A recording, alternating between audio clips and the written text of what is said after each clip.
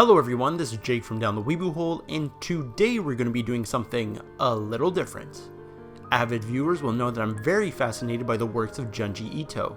Tim and I did a discussion video for Uzumaki a year ago, and I finally got around to the Tomie collection I bought a while back. Although I think Uzumaki was a more interesting and consistently terrifying read, there was still a lot about the Tomie collection to like. Tomie was Junji Ito's first published work in 1987 that spawned into a series of short stories that all feature the titular character.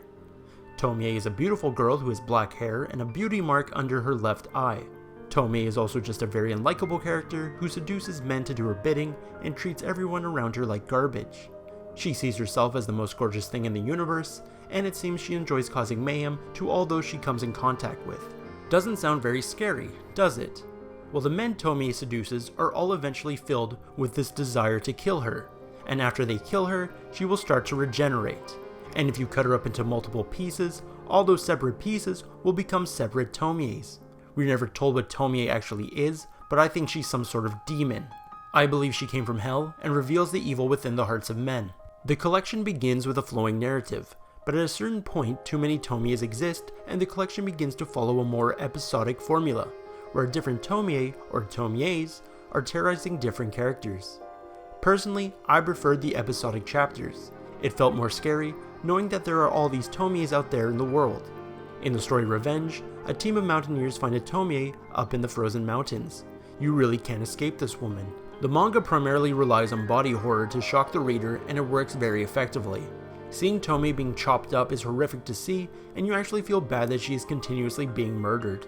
At the beginning of the story Muromi, we see a man in a room filled with Tomie parts, and it's just so horrific to imagine that this man has been killing Tomies continuously, trying to get rid of her for good. Luckily, there is a way to kill Tomie permanently, and that's by burning the body, but it must be completely burned, or new clones can spawn from the ashes. My favorite moments of body horror in the series is when things get more paranormal. In stories such as Photograph and Painter, we see gruesome versions of Tomie that can't normally be seen by the human eye. It's these grotesque versions of Tomie that make me think she's some sort of demon. It feels like she's using some sort of glamour to hide her actual appearance from others and herself. When Tomie sees her monstrous self, she is disgusted by it. I think Tomie is ashamed of what she actually is, and tries to make men fall in love with her to satiate her own insecurities. I think the greatest moment of body horror is that terrifying abomination in the story Mansion. That version of Tomie is pure nightmare fuel, and I love it. Ito really knows how to make the grotesque and horrific really beautiful. As a human, Tomie is undeniably beautiful, but you can tell there's something wicked about her. The truly odd thing is that even when Tomie looks monstrous, I find that Ito is capable of keeping some of her allure intact. It's like Ito is trying to demonstrate that even though we know something is dangerous, we will look past the danger if we are attracted to it. Every time I would start a new story, and even though I knew how horrific Tomie actually is, I would see human Tomie and still find her beautiful. But this might just be a problem with me and my attraction to monster girls. I think Ito is trying to display a fear or an anxiety of the woman's body throughout the Tomie collection. Even though we see Tomie's naked body throughout the series, it usually is when she's in a monstrous state. I felt like there was this message that the woman's body, although beautiful, should also be feared. You shouldn't let lust consume you, or you can wind up in dangerous positions. There's also this recurring theme of how intertwined sexuality and violence is for Tomie. Yes, she's an awful creature, but it's men who go too far and want to murder her for not wanting them. You could say that Tomie is using some sort of spell to seduce these men, but we see several men throughout the stories who don't fall for her, which causes much distress for Tomie. It seems only the most basic of men fall for Tomie's beauty. When reading the story Gathering, I couldn't help but think about Simps and how they idolize women on platforms such as Twitch.